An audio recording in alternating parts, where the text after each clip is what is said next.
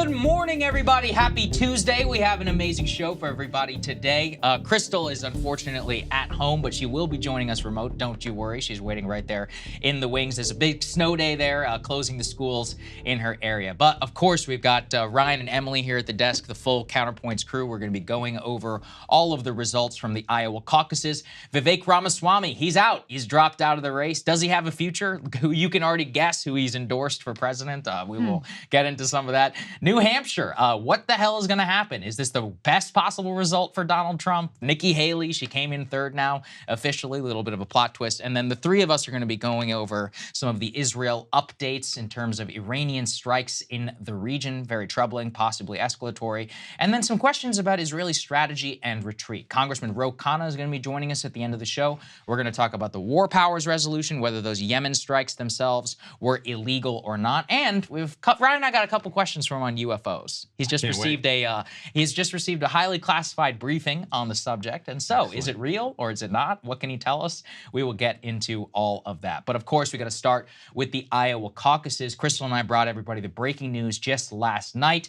Donald Trump officially won mere 36 minutes. The Associated Press made the call. And so the question whenever we woke up this morning was, okay, so who came in second? And I guess we certainly have those results. Let's go and put it up there on the screen. As you can all see there, the official results now with over 95% of the votes now counted, 51% over the 50% threshold for Donald Trump. Ron DeSantis coming in at 21.2%, so a narrow second there, but still 30 some odd points behind Donald Trump, and then 19.1 for Nikki Haley. A disappointing finish, if we could say. And then finally, Donald Trump also was able to give us a victory speech. Let's take a listen to what he said.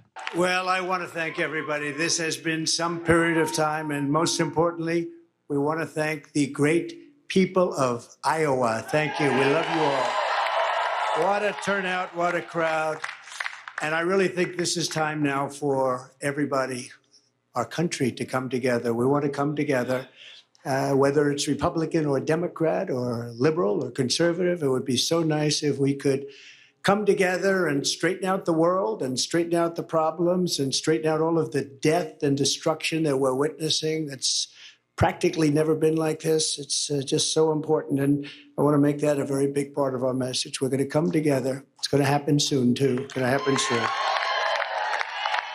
want to congratulate Ron and Nikki for having a good time together. We're all having a good time together. And I think they both actually did very well. I really do. I think they both did very well. We don't even know what the outcome of second place is. And I see Carrie Lake. Congratulations, Carrie. Very good. I spotted her, I have to announce, because she's terrific. She's going to be a senator, a great senator, I predict, right? You're going to be a great senator. And I also want to congratulate Vivek because he did a hell of a job. He came from zero, and he's got a big percent, probably 8%, almost 8%, and that's an amazing job. They all did. They're all very smart people, very capable people. So, Krystal, he said, congratulations to Nikki and to Ron DeSantis for having a good time together, the most petty way possible that he can. What's your initial reaction after we broke the news for everybody last night? I mean, it's a classic Trump moment there, right? He gets to appear very magnanimous, congratulating Ron, who he used his actual name, not, Meatball Ron or DeSanctis or whatever. He uses his actual name, congratulates them, congratulates Vivek Ramaswamy. It's effectively like a little pat on the head. Good job, guys. Nice work. Now it's time to get serious. We all know where this is headed. And he's not wrong. I mean, this is in a lot of ways the best possible outcome that Donald Trump could have hoped for. He won all but one county, Johnson County, which is like a college town, is where Iowa City is. Nikki Haley won it by one vote. It's the same county, by the way, that Elizabeth Warren was the only county she won in the state as well in her third place bid, too. A lot of parallels there. But, there's no clear, dominant second place winner. Ron DeSantis gets second, Nikki gets third, but she's right on his heels. Ron really doesn't have a single state going forward where he has a shot to win. Nikki has one state going forward where maybe possibly she could mount some sort of a come back, overcome the odds type of win in that one state. But that's it. This thing is over. He got over 50% of the vote. He's made it so that his opponents are probably Ron and Nikki going to stay in and fight another day. He's asserted his complete dominance among basically every demographic of the Republican Party, save for the ones with like advanced degrees. And so he can afford to be completely magnanimous in that message. Yeah, I think you're exactly right.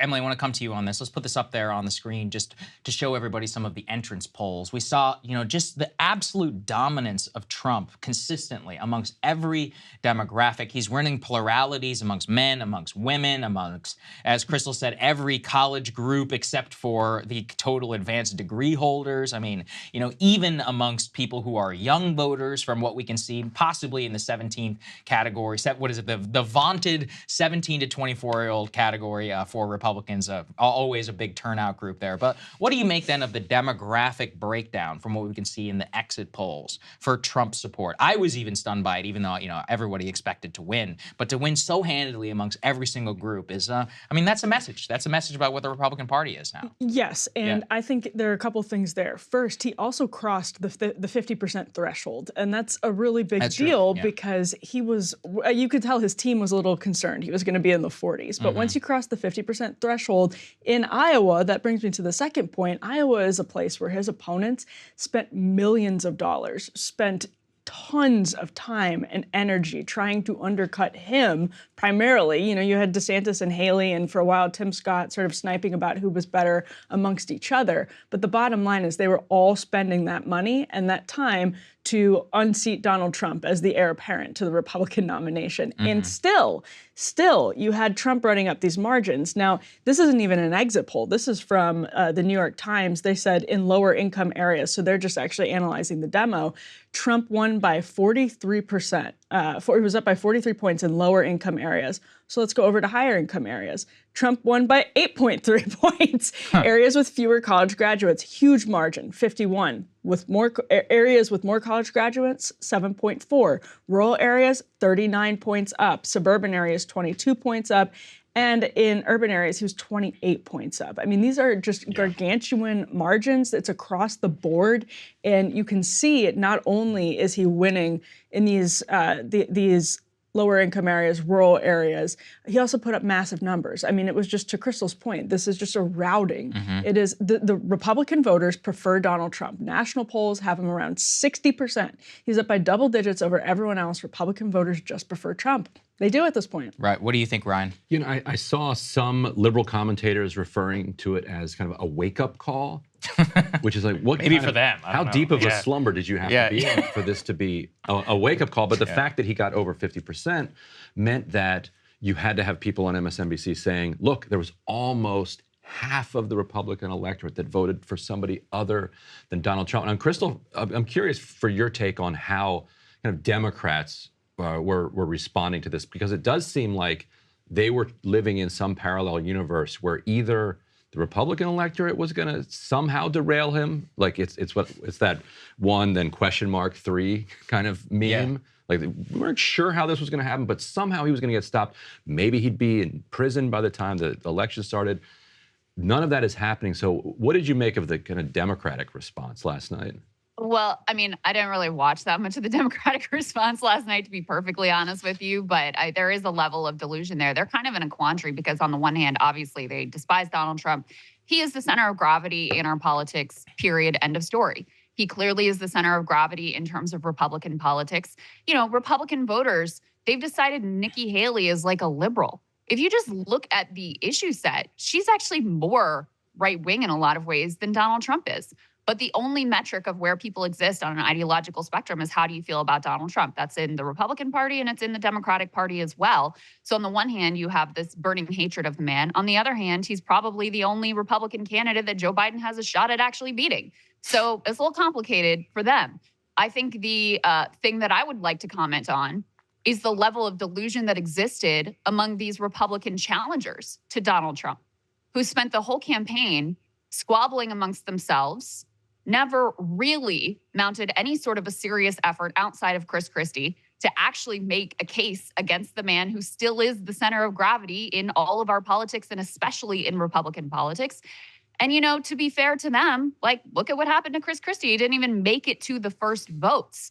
So I don't think that there was ever a path for any of these people to dislodge Donald Trump. I don't think that there was an argument that they could have made. I don't think there was an ad buy that they could have placed that would have moved the needle. Ron DeSantis spent over $100 million in Iowa and visited like almost every county, and it didn't move the needle for him. Vivek Ramaswamy did travel to every county in the state of Iowa, and it didn't move the needle for him. So all of these people, in some sense, were counting on something outside, external to the electoral process, to knock Donald Trump out of contention magically and make them the guy or make them the gal. And ultimately, it's ended up to be a complete fantasy. Yeah, Krystal, I mean, I'm just did some quick back of the napkin math here, and Ron DeSantis, $100 million.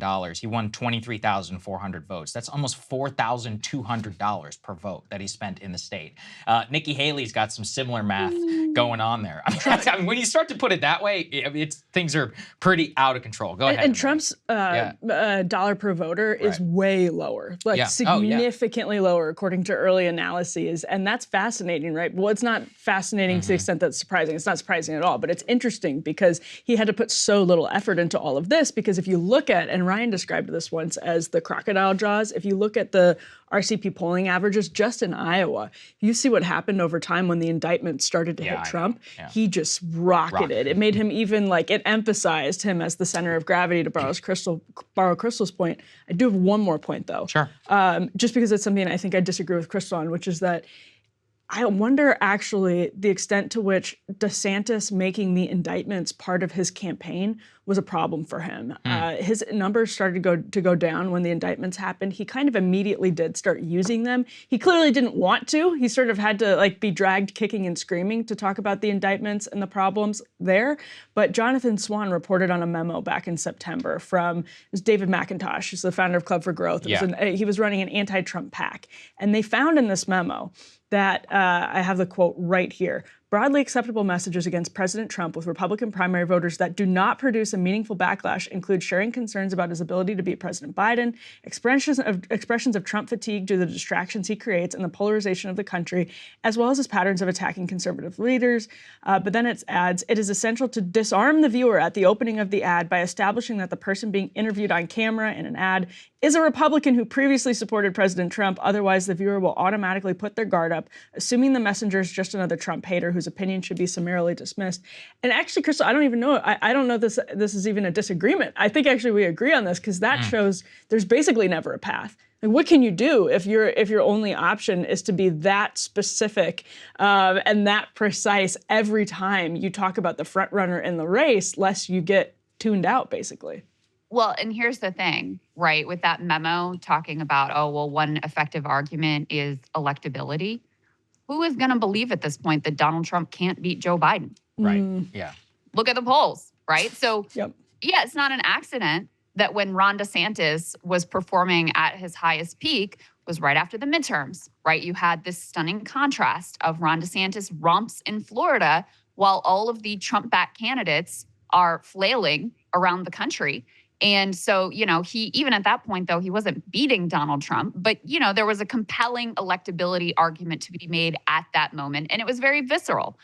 That faded very quickly, assisted by the indictments and other things that were happening. And also, let's be frank, assisted by the fact that once people got a look at Ron DeSantis, they were like, this guy's kind of awkward and hard to listen to and makes weird faces. And I'm not sure that he's really up for prime time. So he needed to be a different person. It needed to be a different country. Donald Trump needed to be a different person. I have never thought that there was actually a path for Ron DeSantis, that there was any sort of needle that he could theoretically thread. I'll tell you, when Republicans lost this nomination, when the Republican challengers to Trump lost this nomination, it was right after January 6th, when there was an open. That was the only opening you had to dislodge Donald Trump. If you had a concerted, unified effort, maybe among Republicans at that moment, you could have dislodged him as the head of the party. When they decided not to even really try and instead to cover for him on January 6th and come up with all these alternate theories of what really went down on that day, et cetera, it was effectively over at that moment. Yeah, I think you're probably right, Krystal, just because that would have meant he was genuinely disqualified from office. Although, that probably would have opened up a whole other can of worms. So the thing is, Emily, I want to spend some time on this, and we all just, we're dancing around it, is that the death of retail politics and even money now at this point is one of those where, we've talked about it quite a bit on the show, but it is sad. At the end of the day, Vivek did more events combined than everybody else. Ron DeSantis, even, he did eventually visit all 99 counties. Didn't matter. Nikki Haley, all of these people, they spent tons of money. I was just looking this morning. Ron DeSantis racked up the state governor's endorsement, a huge portion of the state legislature, all of these so-called important local men. Who cares? Not a single instance did this end up mattering, Ryan. Trump visited the state less than every single other one of his challengers, and he got over 50%. At a certain point, we're not even playing in an arena anymore. It's just all earned media all the time, from what we can see. Right. We might as well just get rid of this entire, first we do one state, then we do another, then we do another. Just have a national election, national primary, because we are now a national public. We're a national electorate. It's not an original observation, but it's been coming over the last 10, 15 years. And we've arrived at a place where people don't have the same kind of Iowa identities that they have anymore. They have a lot of different identities, but that's way down there. And so going to their living rooms is just, not going to do it. It just doesn't do it anymore. The whole, what is it?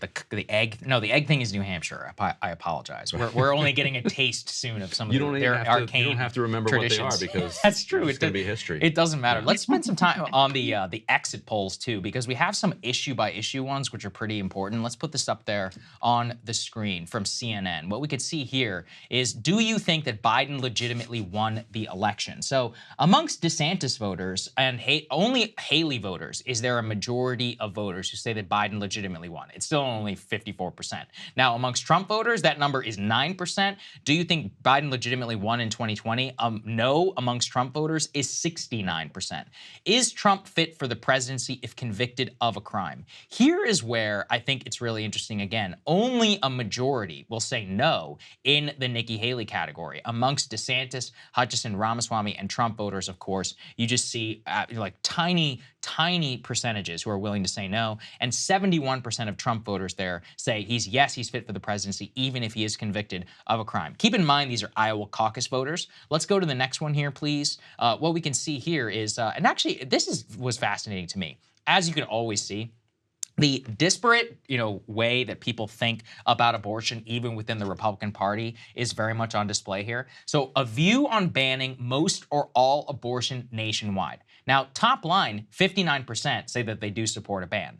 Amongst DeSantis voters, they say 27% favor a ban, 15% oppose. Haley, 11%, 37% oppose. But amongst Trump, you actually have the highest number of people who oppose banning national abortion. Now, don't get me wrong, 53% still say that they would favor a ban, but 42% do not. So a little bit more socially liberal there, I think, when compared to the rest of the GOP electorate. Interesting here also they have about decided on a candidate, but the abortion thing brings to mind, Emily, something I wanted to get with you today, is about these evangelical voters. Because DeSantis' entire strategy was, I gotta win over these Ted Cruz counties. And in the very first moments, less than 1% of the vote, we were seeing counties that Ted Cruz won and Trump placed fourth in 2016, where he's getting 72% of the vote. Yep. The flip on that is one of the biggest flips and realignments within the GOP electorate, and that very few people actually are talking about. So what's your kind of reaction to the fact that the evangelical voters and or bloc, both either self-identified or actual churchgoers, these people all support Trump by overwhelming margins, to a point where he can't really be dislodged amongst that group? Yeah, and the New York Times in the last couple of years hired their evangelical whisperer as David French, somebody who lives in one of the wealthiest pockets of the country but pretends that he doesn't because it's outside of Nashville, and is the person who translates what evangelicals think to the elite. And of course, it's never what evangelicals actually think. It reminds me a lot of when the entire media was asking this question over and over again in, what year was Roy Moore, 2018? That was 2018. Why would somebody in Alabama vote for Roy Moore? If you went down there and you talked to Alabama voters, they would look you right in the face and they'd say, because Doug Jones is pro-abortion. Yeah. Boom. Right. That was it. That was like that simple. And the media could never understand it. The sort of never Trump Republican sect could never understand it. They didn't like Roy Moore. They were not happy with Roy Moore. There were some people that just don't trust the media and didn't trust the allegations of serious sexual misconduct against him. But for other people, they believed the allegations and were still voting for Roy Moore because they believe that abortion is murder. And again, if we could put the element back up on the screen, because there was just this last one, there's something super fascinating in it. Look at Nikki Haley's numbers. They're the only ones that are anywhere in the ballpark of Trump. And that's in, like, look at that. DeSantis oppose ban, 15%. Haley oppose a national abortion ban, 37%. It doubles, it jumps and doubles. And you get with Trump, 42%. So Trump and Haley, this is what's super interesting. Trump and Haley have those demos that actually are closer to opposing a nationwide abortion ban, and it's two sides of that coin. Trump brings in the sort of Obama-Trump Rust Belt voters who are white evangelicals, in some cases that don't even go to church. That's another misunderstood thing about the white evangelical vote. They think these are the people that are in the pews every single week, and it's not necessarily the case, especially in rural areas. People have written a lot of social science about that, but you have these people that might be socially a little bit more liberal, but culturally, they're not, because they hate political correctness. They hate the media. And Nikki Haley, then, on the other hand, just gets the people who are more socially liberal. And some exit polling found that, too. People who described themselves as liberal and independent went for Haley in higher numbers. Yeah, go ahead, Let me say something about this, really quick, which is that it seems to me that with Roe being overturned, abortion has become a central issue in Democratic politics in a way that it really wasn't before. I mean, not to say voters didn't care on the Democratic side, but it has become a real center of gravity on the Democratic side. And I don't know that it is as much on the Republican side anymore, because you had Mike Pence and you had Tim Scott. And in a certain extent, you had Ron DeSantis, who were really betting in Iowa, a state that is famous for its religious conservatism and for, that block of voters really being kingmakers. They really kind of bet the farm, especially Pence and Tim Scott, on being the most pro-life candidates. And they didn't even make it to the starting line. So I think the centrality of that issue and the strength of that voting bloc that existed in the past, I think it may just not be there anymore. And I think that's, evident in these Iowa results where, remember, and Emily, you can attest this better than anyone. I know you're following this closely. Like, a lot of the pro-life groups were coming out. They were very upset with Donald Trump. He said something critical about the 6-week abortion ban that DeSantis passed, saying effectively it went too far. It was too much. They were putting out statements condemning him and, looking for someone who was going to be more consistently on their side. But clearly that didn't win the day. Super quick thought, because I'm looking at an exit poll right now. 51% of DeSantis voters said abortion was the issue that mattered the most in deciding whom to support today. And that gets to the point that Saagar was making, that traditionally, and I'm curious what Ryan thinks about this, if you had run the campaign that DeSantis ran, he put all of his eggs in the Iowa basket. He hired Jeff Rowe, the guy who did it for Ted Cruz. I'm hiring a guy who helped Ted Cruz lose the nomination. That's a really brilliant idea. And because he knew Iowa really well. He was all over Iowa constantly, blanketing it, and they thought they had traditionally all of the makings of a great Iowa campaign. This is what you do, textbook Iowa campaign. And it shows up in some of these exit polls. 51% said abortion was why they decided to support DeSantis, but it doesn't matter anymore because of the Trump factor. Right, because they've always been pragmatic voters. Like, he got it done. He's going to win. Let's keep with the guy. But I don't want to linger for 1 second on that legitimately elected question. Because I was, on the way into the studio this morning, I had NPR on, and they had Scott Walker, as one does. They had Scott Walker, and so they had a very long interview with him. And the entire interview was just pressing him about how Trump thinks the election was stolen, and isn't that going to hurt him? At the very end, they said, isn't he an electoral handicap? But otherwise, like, the entire interview was just about this question.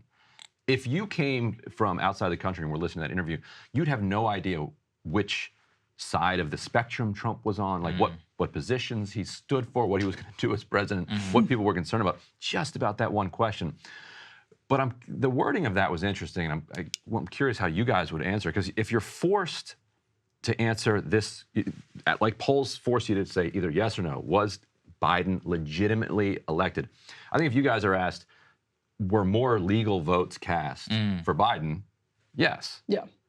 But was he legitimately elected, given everything I've come to understand about the conservative criticisms of the mail-in balloting and the pandemic and Mark Zuckerberg? Did the CIA Wisconsin? step in and collude with Facebook and Twitter in October to the Twitter say files and all that stuff? Yeah, I mean, this is an easy one because as I've understood now, there's an entire media apparatus that's been built to say exactly what you're saying, Emily, which is like, well, yeah, it's not actually bamboo ballots. He got more votes. There were Hunter Biden and Facebook. It was unfair. It was illegitimate. I think both of those things are separate questions of which I But that's why the wording. But I think that's why why so many people answer yes to that. On the I'm not so sure though, because I bet you if you were to ask whether Biden won more votes than Trump, I still think the vast majority would say no. I wouldn't say it's the same number. That's a better way to ask it. I would say it's marginal. Krystal, go ahead. You have a last thought? I agree with Saagar. I think all those various sort of copes around why it's okay to still be a thinking person and say that Biden did not legitimately win. I think those are basically DC designed feints. And most of the people who are saying, no, Biden did not legitimately win, they believe there was, 10,000 mules and bamboo ballots and that there was Venezuela did it. Voter fraud, Correct. not tech companies did things I didn't like. They think that too. Yeah, they think But I both, think the vast right? majority genuinely believes there's electoral fraud. Last thing that I wanted to say is on this metric that we had up before about, what would it mean if Trump is if he actually is found guilty? Is that a problem? Does that make him unfit for office? And I don't put a lot of stock in those metrics because on the one hand, you say, oh, well, the overall majority, more than 60%, say, they'd still vote for him. He's still fit for office. So you might look at that and be like, well, that's terrible. If somebody is, criminally guilty, maybe they should be reconsidering.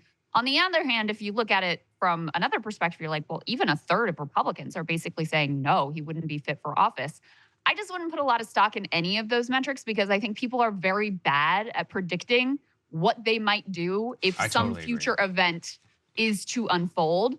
So I'm very skeptical of any of those numbers, whatever direction they cut in. I could not agree with you more. And I also just want to remind people about who voters are. The CNN, as the caucus opened yesterday, Krystal, I sent this to you, where a guy was like, yeah, I voted for Trump in 2020. I was in between Nikki Haley and Vivek Ramaswamy. I think I'll go with Nikki. Yeah. It's like, what? What is happening here?